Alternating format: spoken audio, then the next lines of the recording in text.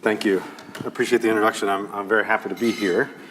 And just to make sure that I'm starting off right, it's wonderful to be with you all today. You feel open, I'm welcoming you in.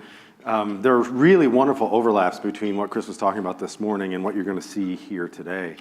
We've all known that emotion drives behavior. Everybody in this room probably believes in that concept, but emotion's been elusive. It's something we can't wrap our arms around. You can't quantify it.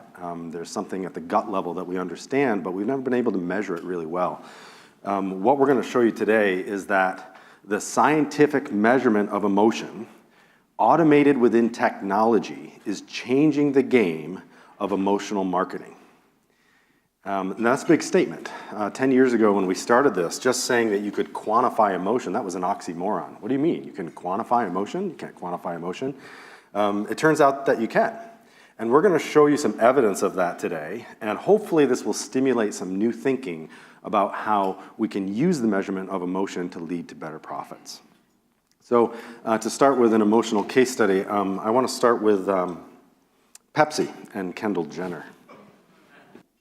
Everybody remember this campaign? Somebody remember this? Yeah? If you don't remember this campaign, let me show you just a few social media clips that happened in the first week.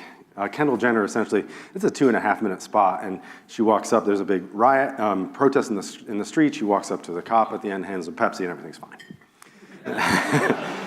So this is from Brandon Wardell, 27,000 likes. Kendall Jenner hands a cop a Pepsi. Cop, I'm not racist anymore. This is from Matt Pierce. So, is the Pepsi cop woke now? And here's another one. So we should just give Putin, Assad, and Trump a can of Pepsi and everything will be fine, right? Weekend. But look at this. The worst thing about that Pepsi ad, beyond the blatant disrespect and disregard, is the amount of people who greenlit that advertisement. Yeah. Now think about the production cost, just the production cost, the creative cost on that, not to mention the media buy. Oh my goodness. Millions and millions of dollars wasted, not to mention the brand damage on top of all of that out-of-pocket money that's lost. So here we are in this room, we're responsible for these decisions. How do we avoid a disaster like that? They must have tested it, right? They must have done focus groups or something like that. Well, here's the issue. There's a real issue that's facing marketing. I think we've all known for a long time that consumers often won't tell us the true drivers of their behavior if they're afraid of social embarrassment. And yet we still go ahead and ask those consumers, how do you think this product's going to do? What do you think of my ad? And often we do it in a group setting. I say we've known this for a long time because what I'm about to show you is an experiment, a psychological experiment from 1951. This is Ash from 1951. The experiment you'll be taking part in today involves the perception of lengths of lines.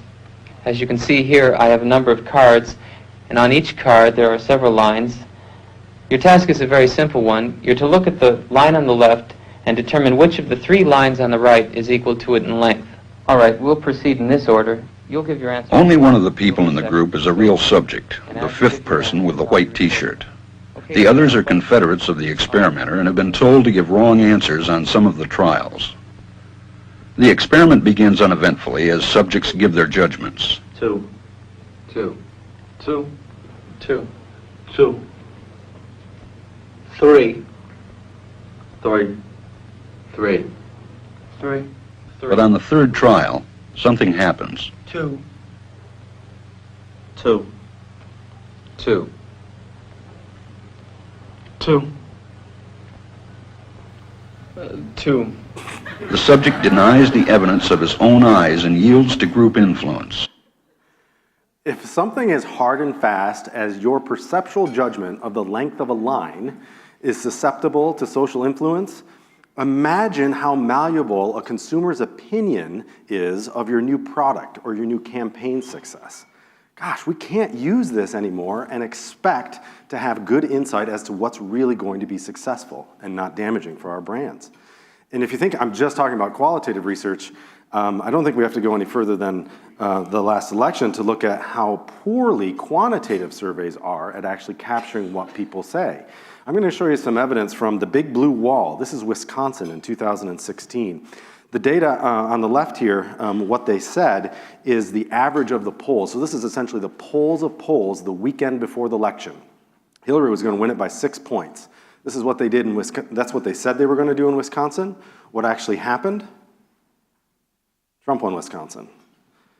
Second state in the big blue wall, Michigan. What they said they were going to do, poll of polls, Hillary was going to win Michigan. What did they do? Trump won Michigan. These are the quantitative surveys that we base a lot of our marketing decisions on, right? And then Pennsylvania. How could Pennsylvania not go blue? What they said? Well, Hillary was going to win it. It's going to be a little thinner. No. What they did was different from what they said. So qualitative, quantitative, these research methods that we're trying to get insight on the drivers of behavior and what they're going to do simply are not predictive of actual behavior. So this is a real issue, this won't say problem. Maybe in both of those cases it's a won't say problem or won't say it. But the problem's actually a little deeper than that, because even if I'm willing to admit on what I think in a survey, often I can't tell you the true drivers, I can't tell you the true drivers of my behavior because I don't have conscious access to it.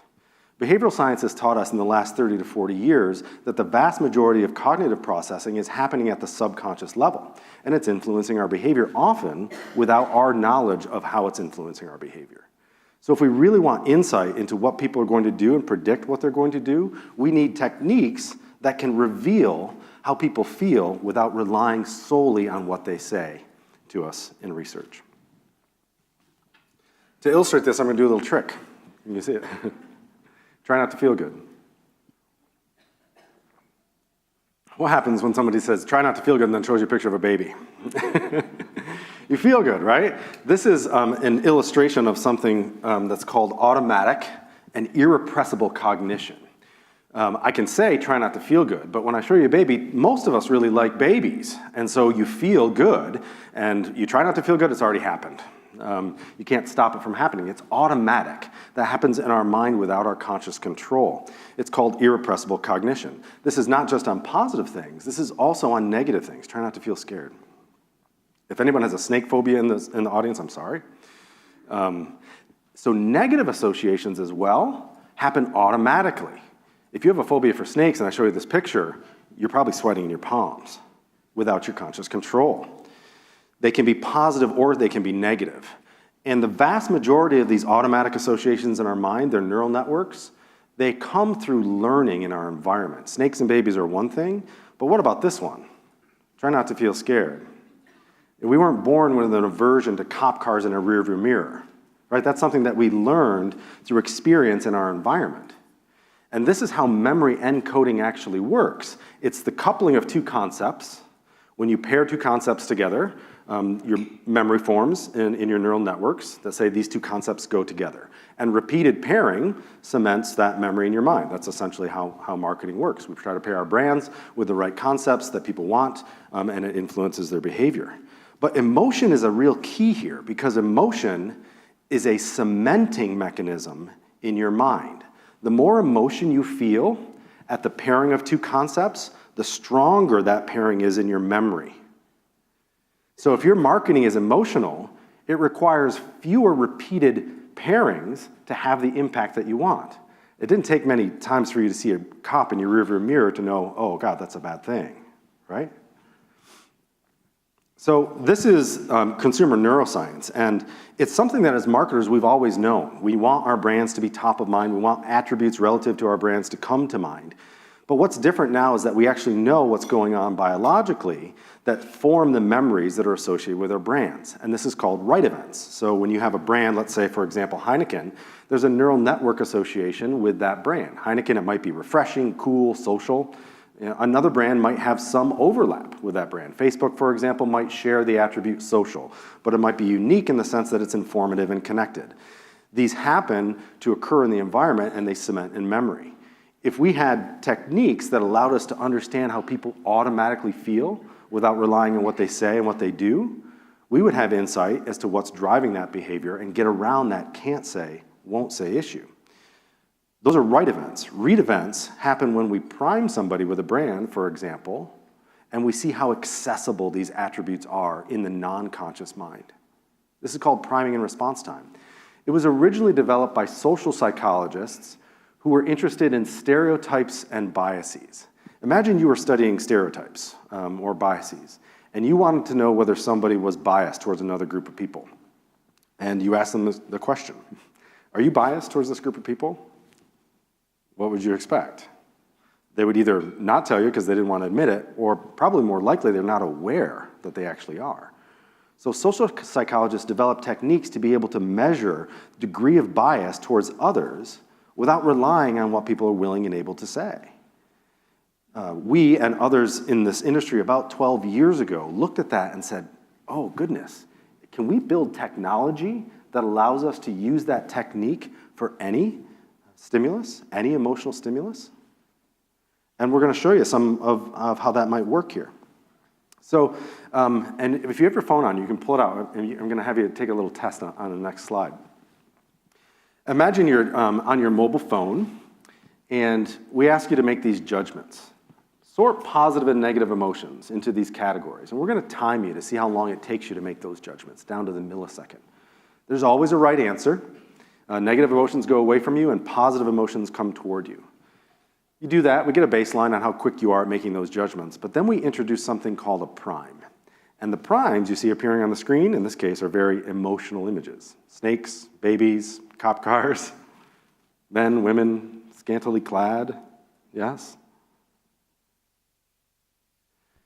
Your automatic response to that stimulus influences the speed with which you can sort emotions.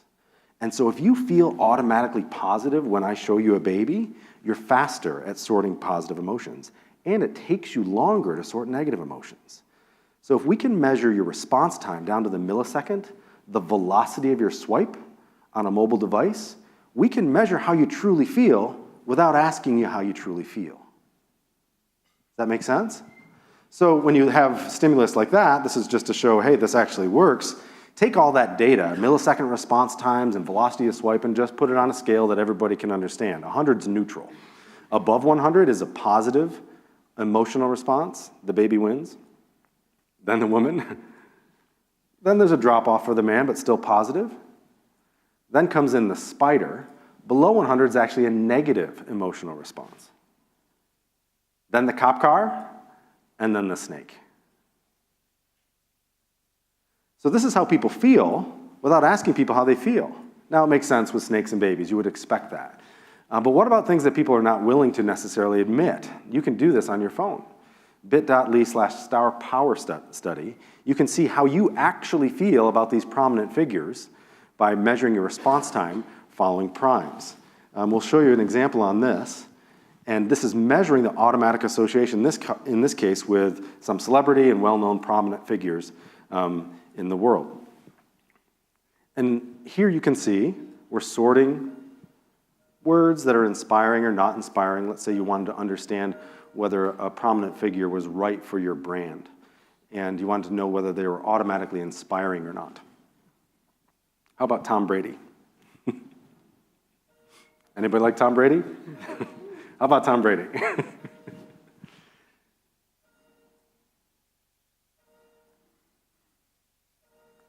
Those images are appearing for half a second, but if you know those figures, they're activating your neural networks in your mind, and they're influencing your ability to make those judgments. I'm not asking you how you feel about Meryl Streep or Donald Trump. I'm priming you with Donald Trump, and then seeing whether you're fast or slow at sorting things related to inspiring. Sounds kind of fun, right? Does it really work? Well, it hasn't always worked as well as we wanted it to. Back in 2007, Pepsi was still trying to be sexy. It wasn't Kendall Jenner, it was Britney Spears back then. That was an actual image from the ad. And this technology was just coming out, and we were really excited about it. And we said, this is a great example. Pepsi's got this campaign with Britney. They're trying to imbue the brand with a sense of sexiness. Let's compare the two methods. Let's ask people, is Pepsi sexy? And see if it predicts preference for the brand. And let's measure people's automatic associations of sexy with Pepsi and see if it predicts the brand preference. And we got this data, and we said, this is the amount of preference for Pepsi that we're explaining through these two measures. If you ask people explicitly, look, you're only accounting for 12% of preference. But when you measure it implicitly, you're accounting for 30% of preference.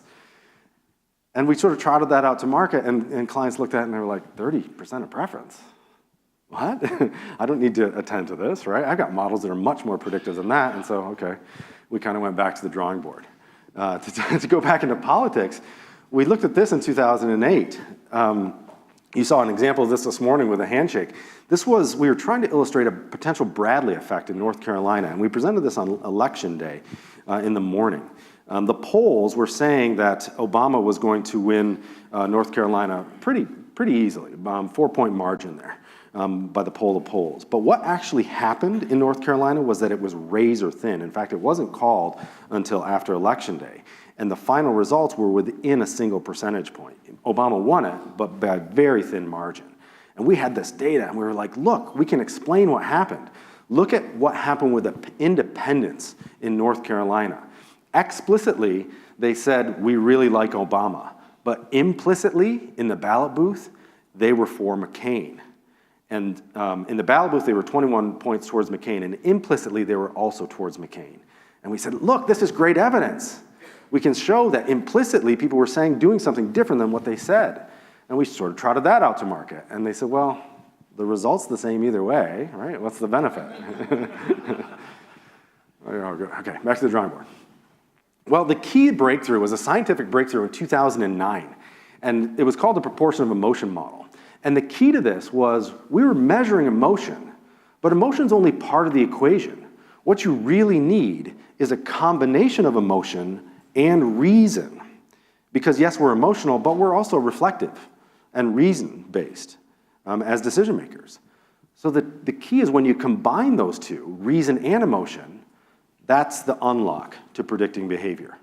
So back to the drawing board, this is 2010. We're trying to predict new product success. This was for a brand that was declining and coming out with new products to see if they would be successful. Running a solely reason-based model where you have people predict what product will be successful and trade it off with price, you account for about 70% of sales. That's actually really good for a quantitative model. But when you add emotion into the equation, the correlation goes up to 0.96 with an R-square of 94. We looked at that and trotted that out to market, and then we started to get some eyebrows raised. Oh, that's really interesting. But the argument became, well, yeah, fashion's really emotional. Makes sense that emotion would matter in fashion. So we said, well, what about a non-emotional category, like oatmeal? How about hot cereal? Is that emotional? So predicting sales in the hot cereal market actually depends on emotion as well. When you just use a reason-based approach, you account for about 41% of actual sales. When you add emotion into the equation, you double your predictive accuracy. In oatmeal. Can we get back to politics? Anybody a Hamilton fan? This one is actually a little bit sobering. 2015, attitudes on the Muslim immigrant ban proposal. This was a poll that was run by ABC and Washington Post. This is right after Trump came out with his proposal for a temporary ban on Muslim immigrants. That poll, representative sample of Americans in the US, 60% of people said it's a wrong thing to do. In fact, only 36% of people said that they supported it, and only 25% said they strongly supported it. That's an explicit poll. We weren't convinced. We ran it the next day implicitly. The automatic emotional response to a temporary ban on Muslim immigrants, and I say this is sobering, was positive. Representative sample of the US voting population. They're not going to admit it in a survey, but the automatic gut level reaction, actually slightly positive. And I think you know what happened in the 2016 election. But if you had that information during the campaign, whether you were for or against it, wouldn't that be really powerful for optimizing your marketing messages? If you were trying to fight that message, if you had the data on the left, you'd think, oh, I don't have to worry about that. But if you had the data on the right, you'd say, we have to fight that. And if you were supporting that ban and you had the data on the right, you'd be like, yep, we're good. So that's predicting an attitude, but does it actually predict behavior? The beauty of the primaries is that you get these experiments that you can run over and over and over again, and you get actual outcomes. So this is an example from the primaries from Iowa. In Iowa, what they said they were going to do was that they were going to vote for Sanders. He was going to win by 7 points. But how they actually felt implicitly was that they favored Clinton. We ran this study the day before the election. And what did they actually do? They voted for Clinton. So it catches the flip. It also catches the magnitude of difference between stated and emotional behavior. This was New Hampshire.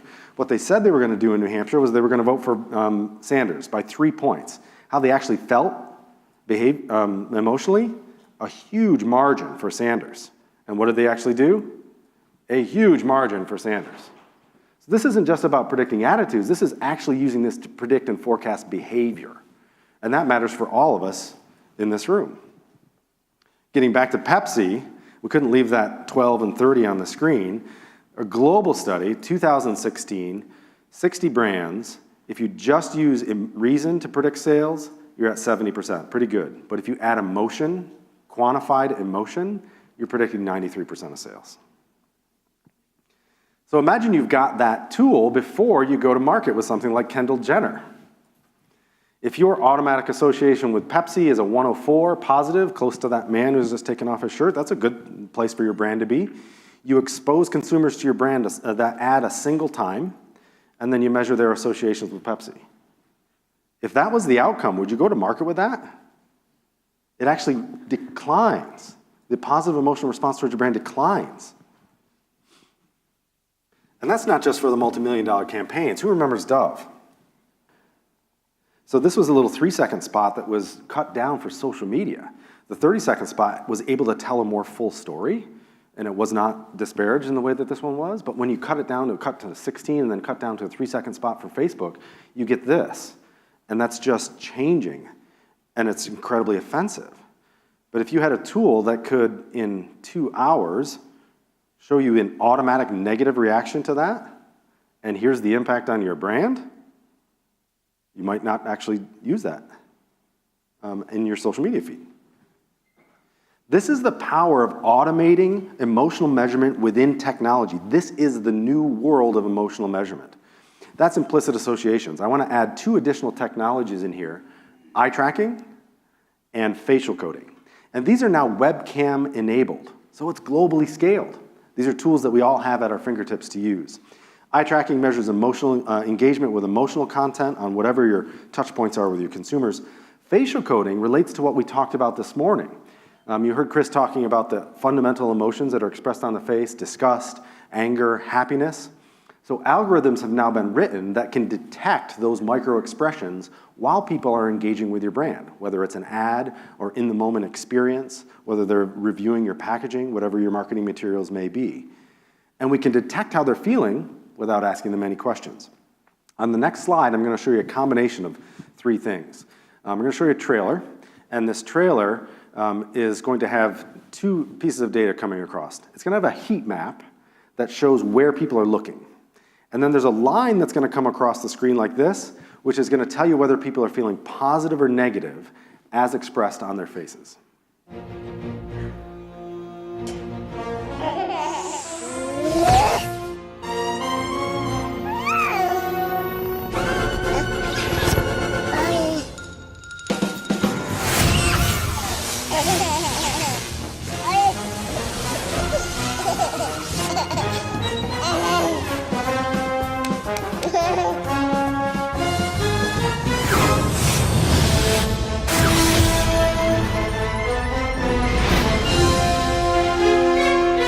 You have powers! Yeah, baby!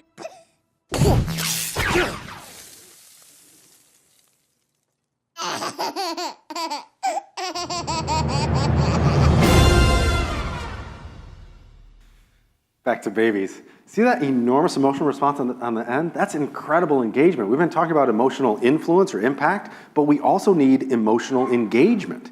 If we can engage emotionally and then imbue that emotion on our brand, that's how we have that successful outcome.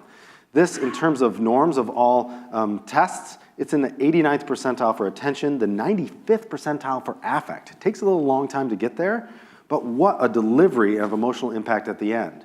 and then it ultimately lifts desirability.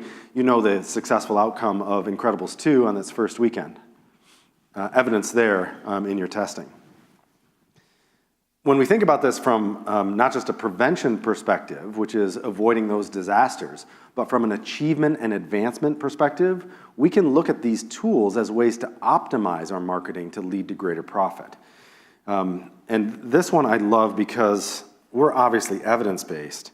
If you're ever considering a tool that might predict whether your ad would go viral, or ad virality as we call it, consider this data.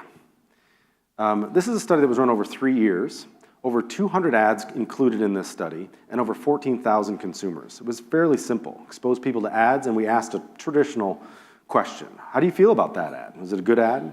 Would you watch it again? Those kinds of questions. And then we measured the emotion that they expressed on their faces while they were watching the ad. And then we measured how they felt about the brand after having watched the ad. The nice thing about this study is that there was behavioral data that was trying to be predicted. So the behavioral data was the number of online views, the social shares of the ad, the total digital share of voice. That's what we were trying to predict. And when you look at how well each of those measures does in predicting that outcome, the conscious data actually doesn't do that well.